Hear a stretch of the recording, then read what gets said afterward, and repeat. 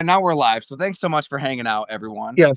on Substack. And if you're listening after the fact, all the better. I'm Tyler Dunn at Go Long here with Mike Tanier, Too Deep Zone within Substack. This is a long, long time coming. Mike is one of my favorite writers to read, has been for a long time. And we were co-workers once upon a time at Bleach Report, right? The good old days. The before times, back when the internet was a very different place, and you and I and several others, and Mike Freeman and Matt Miller, we all worked together. It was like a lyceum of football knowledge, and those were the salad days, Ty. They absolutely were.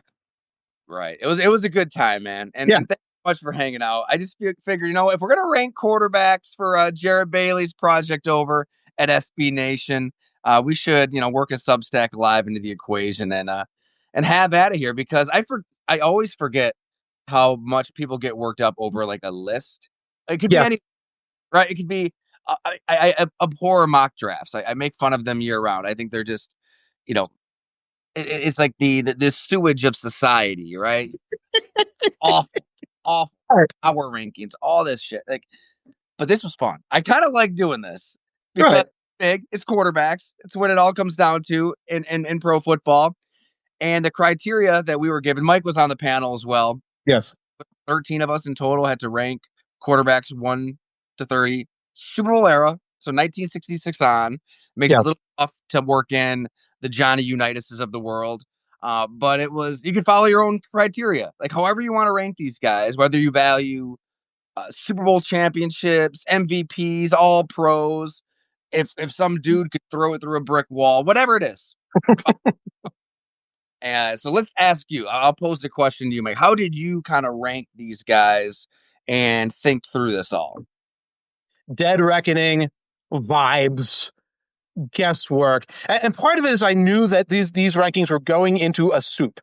So I'm sort of tossing a contribution into a soup. So I realized if I'm doing something a little quirky or weird, Jared asked dozens of us. I'm not sure how many he asked. So it will all get like mixed together in the stew and come out. So if I put some cayenne pepper in the stew, it's not going to burn anybody's mouth off. So I did it that way. But I wanted to make sure that I represented all these eras. I didn't want it to be a list with a hang up to it. Like today's quarterbacks suck, or today's quarterbacks are the best, and 70s quarterbacks sucked, or statistics uber alles, or rings, we're just counting rings, just trying to like balance all of those sort of like predilections and come up with one list that made sense that I knew would then jibe with all these other lists. You know what? I think we had really similar like thought processes through Right. this all then because it's I don't know. I think it's simplistic just to look at hardware Yeah. or both matter, and I'm sure they mattered for you too. But just to look at win loss Super Bowl records, it has to be use the word vibe. To me, it's like the word is different. When you watch this quarterback, was Mhm. it did it pop? Was it transformative? Did they move the sport like in a new direction? And if they did, they're probably higher on both of our lists. And if they didn't, they're probably a little lower. And Right. it is a feel like it's subjective. It's whatever we want it to be. So I don't know what was the quarterback. I haven't seen your list. So who's the quarterback that was maybe higher on Mike Tanner's list than anybody else? I am not really certain. I'm trying to look down this list and see if I really did anything that wacky. I mean, Ken Anderson and Steve McNair made the bottom of my list. I don't know how popular they were on other lists. Sonny Jurgensen made my list at the bottom. I was trying to represent a few people that might get left off of the all-time great uh, groupings as it goes along. But I don't know. I had Patrick Mahomes second. Is that a hot take, or is it not a hot take? I had him second too. Okay. Yeah. Okay. Now I don't think he came out second. I think when Jared put his list out, it's Brady Manning, Brady and Peyton right at the top, right? Montana, I think so. There's 13 of us. The composite results. I should pull the composites up. You pull the faucet up there. That's not surprising because again, it is like a group project, and that's how that kind of thing's going to go. It's going to be conservative by nature. Right. But you have it up. Oh, you know what? He has. I don't think he's put out the full like rolling it out day by day. We do have the full, but we don't want to give it away because That's right. the composite results will be over at SB Nation. Okay, I think I may have just given it away, but I don't think that's also a spoiler if those two wound up number. Plus, I didn't check. I could be just making crap up. You could just You be know? making, yeah, exactly. I went Brady, Mahomes, Montana, Marino, Favre, Peyton Manning, Elway, Breeze, Steve Young, Aaron Rodgers is my top 10. Your Marino is higher than mine. But it sounds like there are two things. One is the statistical benchmarks with Marino, and second is could he throw the ball through a brick wall? Yeah. And there's no denying that. In terms of sort of the uniqueness of what he did, not just his arm strength, but I think even younger fans will be like the quickness of his delivery. That's like a piece of knowledge that has been passed down, and it really was special. Where it's like you would see the pocket converging, and the ball's gone. Yeah. The ball's going. You don't actually see a wind up and a throw. It's just going 35 yards down the field to Mark Clayton. But I had him 11th. Wow. Okay. That's probably our biggest discrepancy then. Yeah. Let's see. I have Brady, Mahomes, Peyton, then Joe Montana, then Breeze, Steve Young, who I'm kind of a stand for, I guess, a little bit, Favre, Elway, and I got some of the guys on my Discord, the DVOA Discord, I think are about to tell us all how Elway is way too high on all of our lists. So come at us. Staubach 9. Did you have Staubach high?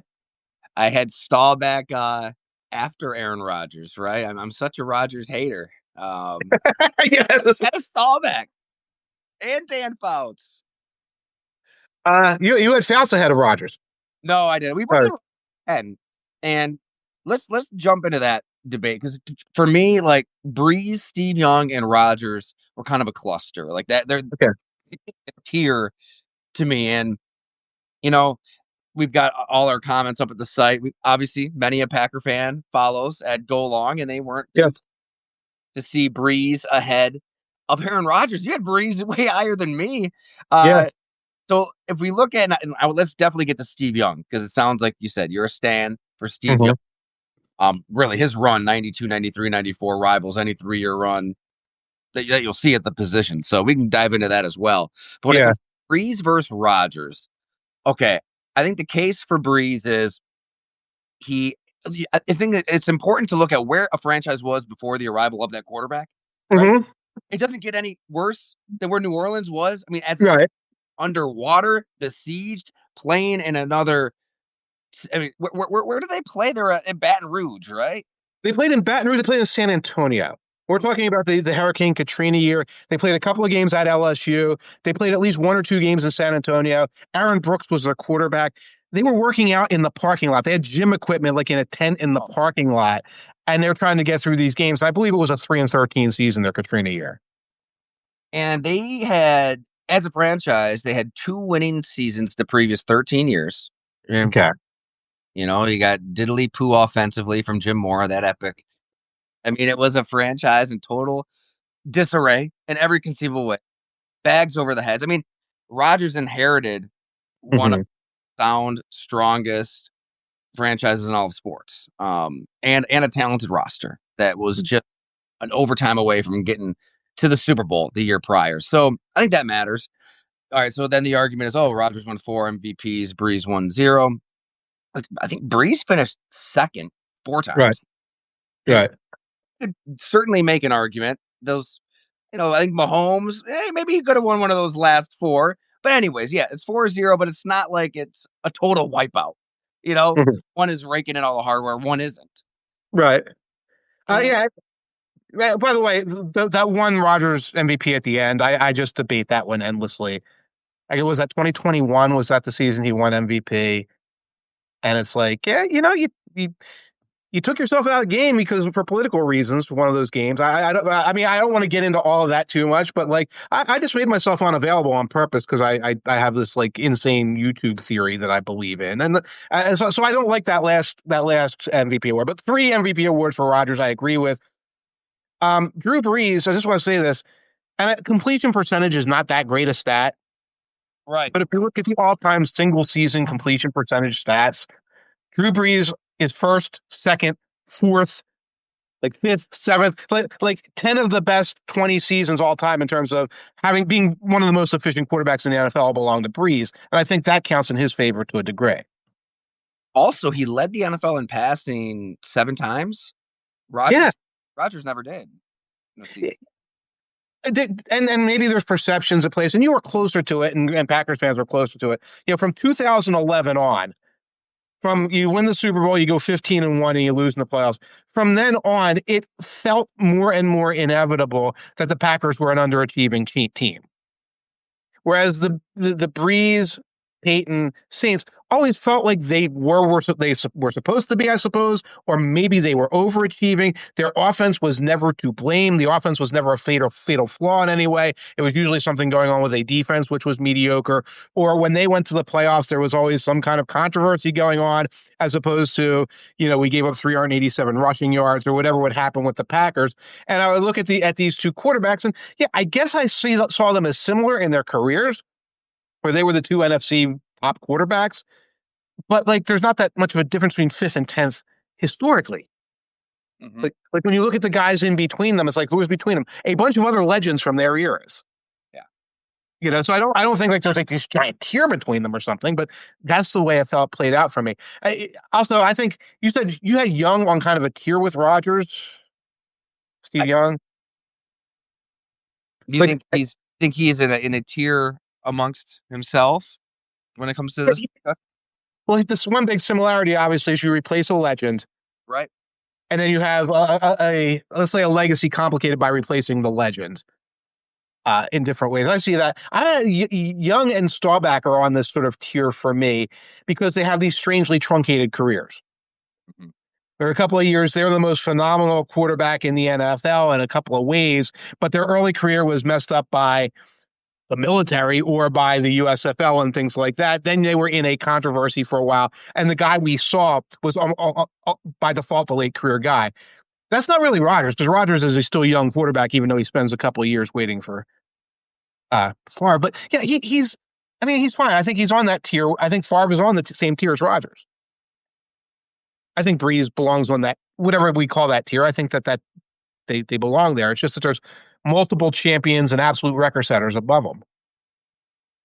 And I think what matters too in terms of Breeze versus Rodgers is okay, Rodgers had the superior arm, and he was unbelievable. Cover him at the Milwaukee Journal-Sentinel. What a first full-time job in the NFL to watch. Yeah. They were 15-1 in 2011. That was my first year full-time on the beat, and you just knew third quarter didn't really matter what the score was. Once that thing kind of got revved up, the Packers had their pedal to the metal, and they were just going to blow you out of their water. Their defense gave up all kinds of yards that year, but it didn't matter because Rodgers was going to sling it around to Nelson, to Randall Cobb, to Donald Driver, Jermichael Finley. He was going to take off, and it was fun to watch aesthetically, because that play call was coming from Mike McCarthy. There's a good chance he'd trash it, and there was probably a good reason for it too, half the time, more than half the time. And he'd improvise. He'd get outside of the pocket and work that backyard game. So it looked a lot better than I saw to Drew Brees, right? It just, as a general fan, Brees is in the pocket. He's tall. They're investing in Carl Nicks and Jairi Evans, guards, not necessarily the tackles, because they knew they needed that depth of pocket for him to just kind of step into. It was all the way they built this thing. Genius from Sean Payton, Mickey Loomis, and all them. But it wasn't as fun to watch. But whose game aged like wine? Right. Drew Brees at age 39, 40, and 41 went 30-8. And remember, he was one Nickel Roby-Coleman missed DPI call away from getting to the Super Bowl, New England. Right. In one of those playoff games, the divisional round against Tampa Bay, there were some fumbles. Brees didn't play well, don't get me wrong, in that game. But in the playoffs, all 3 of those years, stats still sterling at that age. And obviously with Aaron Rodgers, we saw them go 8-9 in Green Bay. The lethargic Lambeau Field game to end it all there. Gilly 5-12 with the Jets, and who knows what happens in Pittsburgh. But it's at the same exact age, right? That kind of matters too. Yeah, and being with the program matters. being with the program to a degree matters. You alluded to it. It's like maybe he scrapped the play, maybe he was supposed to scrap the play. Breeze was working in sync and harmony with the organization. We know Rodgers was not. For a period of time, that was probably starting to become counterproductive to the team at like year X. I don't know. Breeze wasn't counterproductive to the team until he was getting too old. And even then, he's working within the structure, doing the best he can. I want to ask you this. You were talking about a couple of things there. I have to pick, and it's mostly written right now. I'm doing Packers signature moments of history. I had to pick an Aaron Rodgers moment, a positive moment. I actually picked a negative moment as well, but I picked a positive Aaron Rodgers moment. I'll give you a hint. It's a playoff moment. You guess what I selected? It sounded like you were alluding to it. Was it the Jared Cook Yes. to set up the? Yeah. Yes, where he rolls out with 3 seconds left after the throw, and he hits Jared Cook along the sideline. It's a beautiful throw. It sets up a game-winning Mason Crosby field goal to go to the championship game where the Packers lose, but they beat the Cowboys in that game. And one reason that it won the title of like signature Aaron Rodgers moment is that he made sure he went on Dan Le Batard afterwards and explained that he designed that play from get-go and called it himself, and that no head coach had any input whatsoever in that play. That was pure Aaron Rodgers from conception to execution. And I was like, well, this is the Rodgers era. It was a masterpiece. It was beautiful. It was breathtaking. It won a playoff game. But we know who's responsible. Yeah. Yeah. He cares deeply about the narrative and does a great job of scripting it. And that's not necessarily all a slight. Like you said, he's doing it on the field. What he created there in some Right. moments. But you also hinted at a great point as well. Like it ended so poorly in Green Bay for a reason, right? Mm-hmm. It's at, you know, 2021, holding the team hostage. I guess you start there. Eventually get Mm-hmm. into an MVP, but that a lot of damage done there on all sides. He doesn't want to work with young receivers, right? He isn't putting in Right. that off season. I can't imagine Drew Brees going that route. And a Drew Brees who has, Jimmy Graham was unbelievable for a few years. His best receivers throughout his entire Saints tenure are what, like Marcus Colston, Devery Henderson, Robert. Yeah. Those were his three guys when he won the Super Bowl. Yeah. He was able to adapt and evolve and kind of work with what's around and work with Sean Payton and in unison, get really, really close. Now they both got close to getting back to another Super Bowl. They weren't able to do it, so that's maybe a wash. But that, I guess, that would be a feather in Breeze's cap. Just that willingness Yeah. to with your team and with your coach. Right. And that's unquantifiable. I So, know. but you look back in the history and it's like, and like we study the game week in and week out and week in and week out. Like you start to see the value of it at that level. And so Breeze becomes this sort of all-time all-pro at that level of being somebody working within a structure, not a game manager in that respect, because again, he's setting completion record awards and passing awards, but being somebody who's taking his team as far as they could go, usually 12 wins, usually deep into the playoffs, where increasingly the Rodgers story becomes different. And you don't throw them into the dustbin of history for this, but I think if you're going to rank these guys, it's appropriate to rank that. Why do you love Steve Young? Steve Young, I wonder, because there are like 8 years of his career that vanished. Okay. There's a couple of years in Tampa where they were a worse organization than any organization today. If you look at like the Browns or the Jets, the Buccaneers of the 80s were just banana pants. Okay.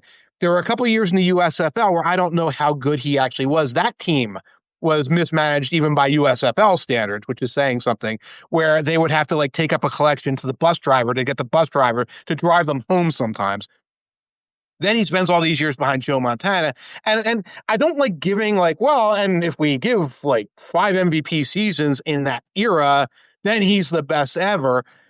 But when I'm starting with a guy at age 32 or 30, whatever he was when he comes in, and he is an MVP caliber guy for several seasons, and he's going 12, 13 wins, and then he's in this mental space where, well, you're not as good as the other guy.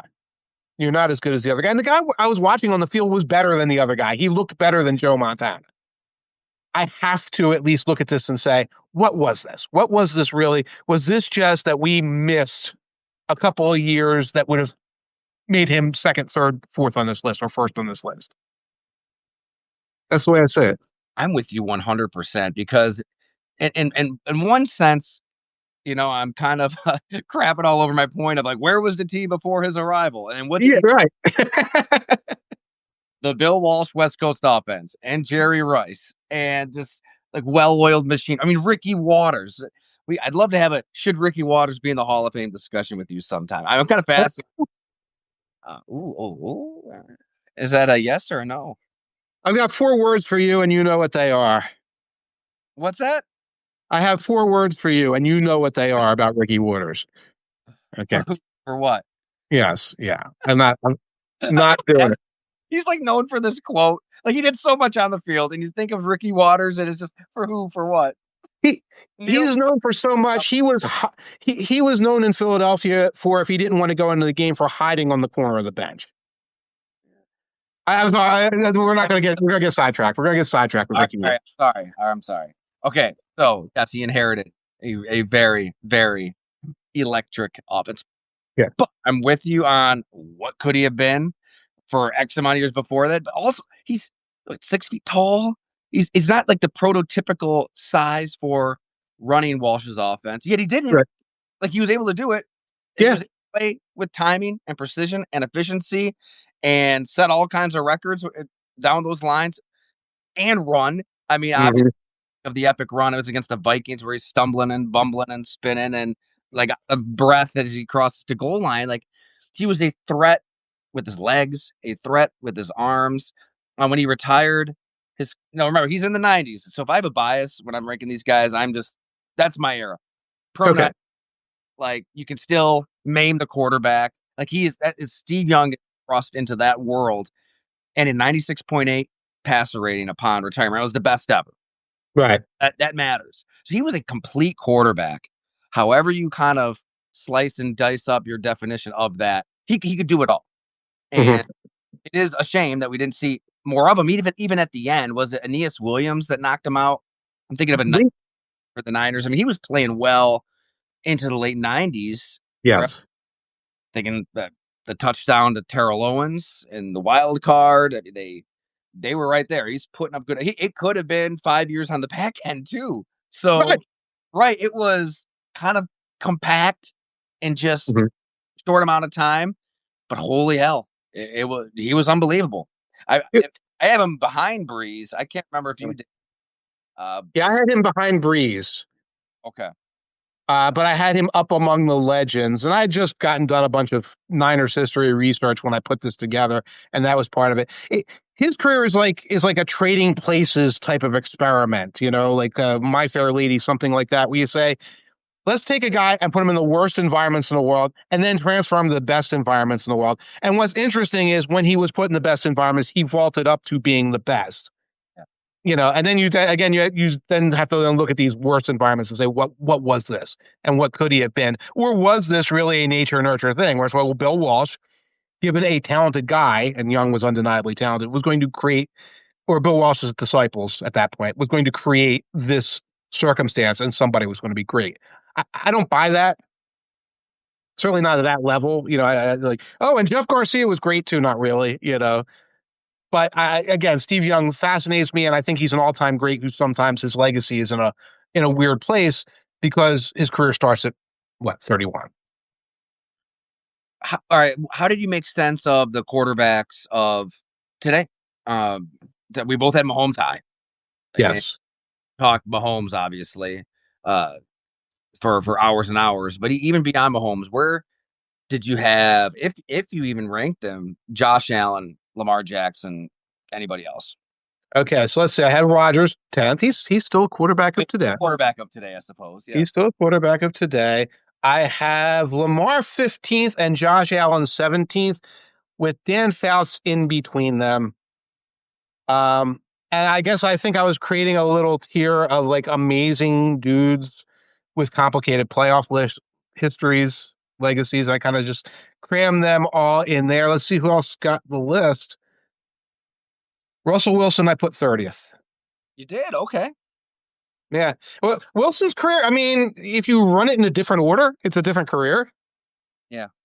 Like if these seasons were his weird rookie seasons that he's having like now, and then he blossoms into this guy, and then he's kind of like a guy who's always in the playoffs and like last minute comebacks, and sometimes they fall short. It's different, and in a couple of years, his legacy might look a little less tarnished because okay, invisible handshakes and 30 bathrooms and things like that. That stuff definitely falls by the wayside once you've retired and you're gone. I don't know. It'll be different with Rodgers because Rodgers will still be out there talking about his freaking political hoo-ha and all. Wilson will be hosting a game show somewhere and we'll sort of forget he was this other guy. But I put Wilson 30th. Where did you put, who else do you have that's recent? I'm sorry to cut you off, Mike. What did you know? No, you're good. I think we're going to see Russell Wilson on America's Funniest Home Videos one day. I can see him taking over for Carlton, right? We've been watching that with the kids. He'd be a Yeah, perfect, or like the quick cutaway to the families all sitting around clapping and laughing at stuff that is kind of funny, but not really. I can see Russ kind of managing that world for sure. he and Ciara hosted a couple of things together. And the whole routine was, and you're too young for this, Sonny and Cher. Sonny and Cher had a TV. Cher, you know who Cher is, and Sonny was her husband. And the whole thing was this beautiful, dazzling woman, multi-talented woman, and the nitwit next to her. And they actually would do jokes like that, where she was doing all the jokes, and he would just have this dumb look on his face while she would like take a shot at him. It's like, oh my god, they're really good together. This is really hilarious. So America's Funniest Home Videos or America's Got Talent or something like that. That's where we're going to see him, of course. And I think Aaron Rodgers will be on like the Joker's Wild or something. Yeah, yeah. Yeah, he'll be on the game shows that Snoop Dogg hosts. Like that's where he's going to land. Gonna ride off into obscurity. That is for certain. I was gonna criticize my own list. I have Lamar Jackson too low. Probably, I wanted to pay respect to the quarterbacks of yesteryear. If I have Mm-hmm. a blind spot covering this sport, it's like not paying enough respect to the 60s, 70s, even the 80s, and then like reading Michael McCambridge's America's Game knocked some sense into. Both used to do those top 10 segments on NFL Network, and I cringe when every so often I'll get a tweet from somebody when it pops on. Like I just take a shot at Otto Graham. Like what was he doing back in the 50s? Like shoemakers. Like these professional football players are just having regular old jobs in the off season to get by, and it's like, you know what? If I could go back in time, I'd smack that kid atop the head because you got that. It matters. Different eras had different strengths and weaknesses, and it's hard to kind of compare. I get it, but with this exercise, I wanted to make sure like a Joe Namath had a spot, a Ken Anderson, um, Kevin Okay. Stabler, Len Dawson. I even got Bart Starr in there, and obviously Mm-hmm. John. But I for this exercise, yes, I do think that doing that, I kind of have Lamar Jackson too low. I had him at 29, Okay. and Josh Allen at 15. So you look, Okay. well, the discrepancy probably isn't that wide. Uh, but I just, living here in Western New York, seeing the Bills miss the playoffs for 17 years, seeing them go through quarterback after quarterback after quarterbacks, imagining where this team would be if they didn't have Josh Allen. And they Right. probably would be that world of not making the playoffs 17 years in a row. Granted, Right. I know year one of Sean McDermott, they got in on the Tyler Boyd. They did. Somehow, no, You're no right. one remembers this. No one remembers this. But go, yes, Yes. But this he is is the Tyrod, really. Tyrod Taylor year Tyrod Taylor. That's right. and Nathan Peterman Right. disaster. Great moment. So see, so that is a wide discrepancy between the two. Were there any other current active guys on your list besides those guys and It was just, Mahomes and Aaron? and let's see. That's it. I had Jackson 29. I got Randall Cunningham in at 30. I was kind of debating Cunningham, Russ Wilson there at the end. I mean, you've been in Philly. You've followed that team. Did Cunningham make your list? Neither Cunningham nor Donovan McNabb make our list. McNabb would have made the list for me before Randall Cunningham. I remember the playoff games. I remember the whole vibe around Cunningham. So he's and I remember the highlights. I mean, clutching a jersey and like punching my friends on the arms and things like that. He doesn't belong on a top 30 historically. He's was a magical player to watch who was flawed in a lot of fundamental ways in terms of the way he played the game.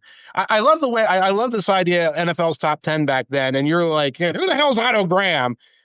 And back in history, it's like Otto Graham's going to Paul Brown, like, I have a new idea. It's called the play action pass. It's totally new concept. We're going to run this, and like they're inventing all these things. Who the hell are these guys? You mentioned Bart Starr. I have him 14th. I love it. All right, let's talk Right? Bart Starr. Yeah. I mean, I play calling for those quarterbacks. Yes. That's him and Greasy, and I don't know if I got Greasy onto the list. He would have been like 31st. I don't see him, but Right. he should have been on there. Because you forget back then, he only threw 13 times, 13 times completed and 8 for like 158 yards and 1 touchdown. He's calling the handoffs. And I'm working on a Packers thing right now, and they're talking about, in the Ice Bowl, where they're going to the sidelines and him and Lombardi are going over stuff. And it's like, look, this running back doesn't have his footing. I'm going to keep it. We're going to go over this side. I think there's a patch of turf over here that I think we can, that Kramer can get the footing on, et cetera. And it's like, this is what these guys were doing back then.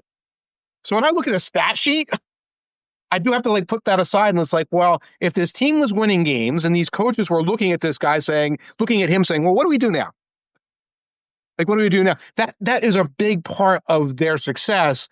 So like Bart Starr becomes this kind of like inevitable figure. Now I probably was, because it was pre Super Bowl, a couple of his titles, I probably should have had him lower, but Right. I put him 14. I put him right ahead of Lamar, and I put him right below Ben Roethlisberger. I think just as a place, like him not being in the top 20 was going to feel wrong to me. I had him 20th, and it would have been higher if you take those pre-66 seasons into consideration. But Mm-hmm. you don't. I mean, he won the MVP in 1966, and Right.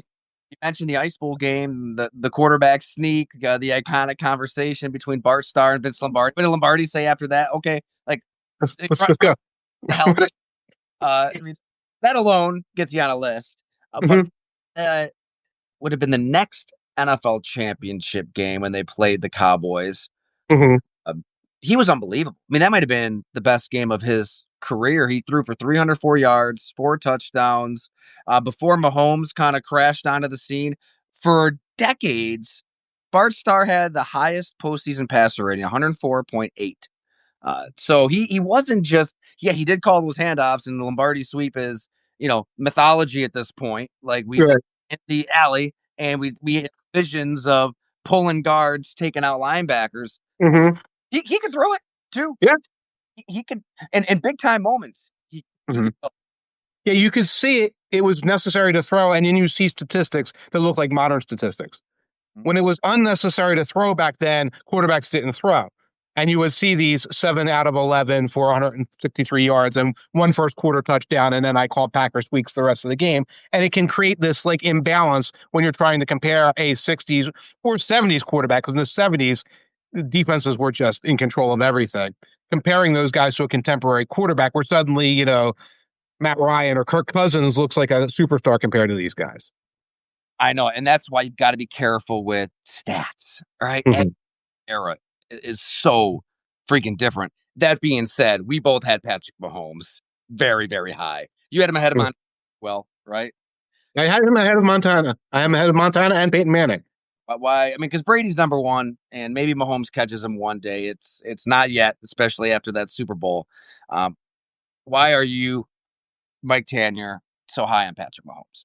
He's a Michael Jordan like character.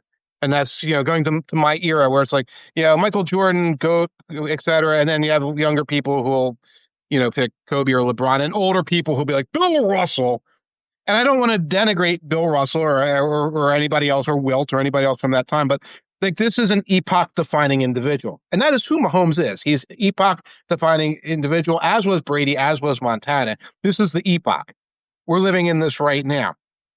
As a Philly guy, a lifelong Eagles fan, watching the Eagles lose to this guy, turn around and have this devastating victory against him, it was like climbing the mountaintop. That's the way it felt. Felt similar battling Brady twice in the Super Bowl. So that's where I think Mahomes lands in my mentality, whereas that's the pedestal up there with those guys. And again, so is Montana's also on that pedestal. I think he forces everybody to rethink everything you knew Yeah, about the. He just plays it differently than anybody. I mean, it's right. a combination of his basketball pass and the no look passes and the baseball, obviously, and the delivery different arm angles. It's I've talked to his buddies who said, yeah, we went to a bachelor party. It was a hatchet throwing competition, and like he had to win that. He had to put everybody in their place, win that. He's an insane golfer. Uh, Okay. was playing at Augusta when he finds out that they signed Orlando Brown. He's so excited. He hits like the shot of his life at the Masters. So he's kind of like he doesn't he's not created in a lab. He didn't go to the Manning passing academies. Not no knock Mhm. at that. A lot of good quarterbacks come from that. He's not a 7-on-7 guy. He just kind of pieced together his own interpretation of how you play football, and Mhm. nobody had ever done it before. And it's led to a 17-4 record in the playoffs so far, 3 Super Bowl MVPs, 5,814 yards, 46 touchdowns, only 10 picks, another 606 rushing yards, 7 touchdowns. Ask anybody here in Buffalo, they've seen it now 4 times in the playoffs. He just takes it to another level that time of year, on top of all the transformative, transcendent stuff that he does. I mean, they just yesterday, the 13 seconds game was on. I was down at my parents and we're watching it, and it is still this like jarring. It's mind boggling. You could watch that Mhm. 20 times over, but you see, and obviously Mahomes was incredible that game, and he had the GPS tracker on, and his heart rate didn't spike before the Wow. like he calmed down. So he's a freak of nature. But I bring that game up because like Tyreek Hill was unbelievable. I mean, he scored that touchdown the drive before where he just loops around the entire Bills secondary. That's why they live here of Tyreek Hill. Those 2 plays, 13 seconds. But you trade that player and you still win MVPs and Super Bowls and evolve and play a different kind of game. So yeah, I get it. Joe Montana. I didn't see Joe Montana live, but I've tried to study up best I can, Mhm. read best I can. He's number 3 on this list for a reason. I think that Joe Cool stuff matters. Give me Patrick Mahomes over Joe Montana.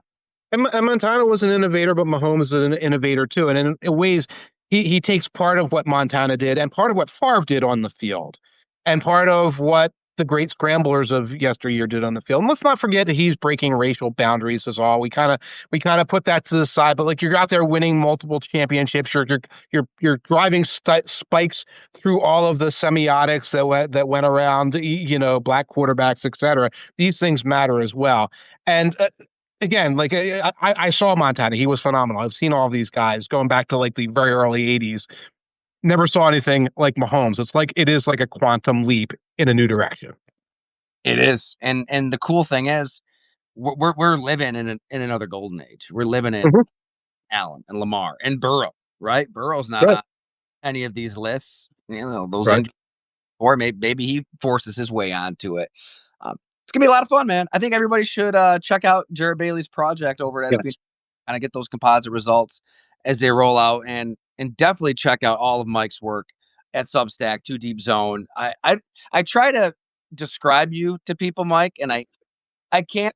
I You're entertaining and you're hilarious and you make me roll over in laughter. I think you had a column like on Bryce Young and the Panthers last year. I'm like texting to my buddies and like, oh yeah, we already read it. That was unbelievable. But it's also packed with insight and information, and you're gonna learn a hell of a lot about the sport within Mike's one of one delivery. So do yourself a favor, sign up, subscribe. You will love it. I mean, you're cranking out content all the time. What are you working on right now? Well, we are in the historical stuff a little bit right now. I've got a mailbag at the moment, but we're doing these signature moments series, and the Packers happen to be coming up. And what I'm trying to do is tell the entire history of a franchise in 5 plays, more or less, or 5 maybe plays, or maybe a trade, or maybe a speech, et cetera, et cetera. Now, for Packers history, that's pretty tricky.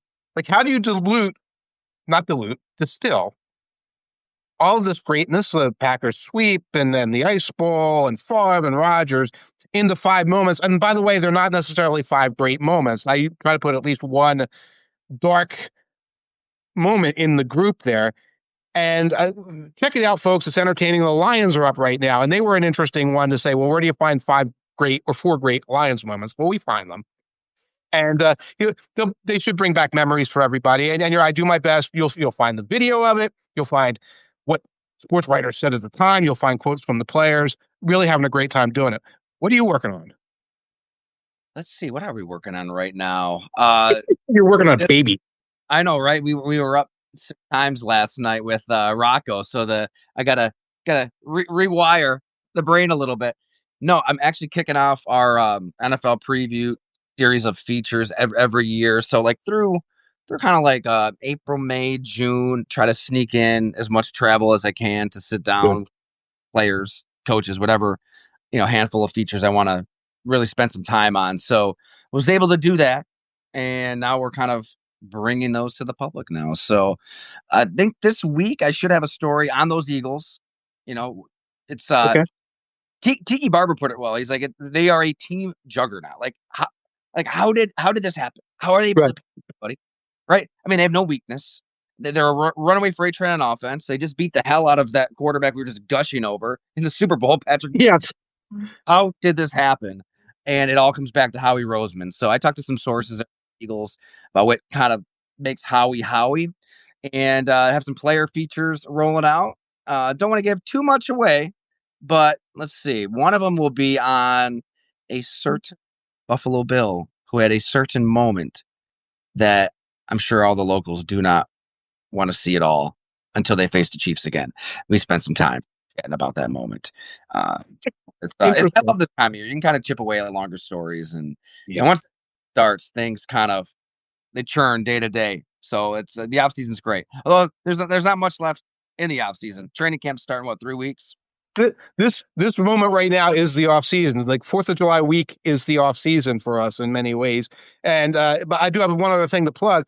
Aaron Schatz's FTN Almanac, the DVOA, formerly Football Outsiders Almanac, now through FTN, will be on sale very soon. I just got galleys. So I'm supposed to be proofreading.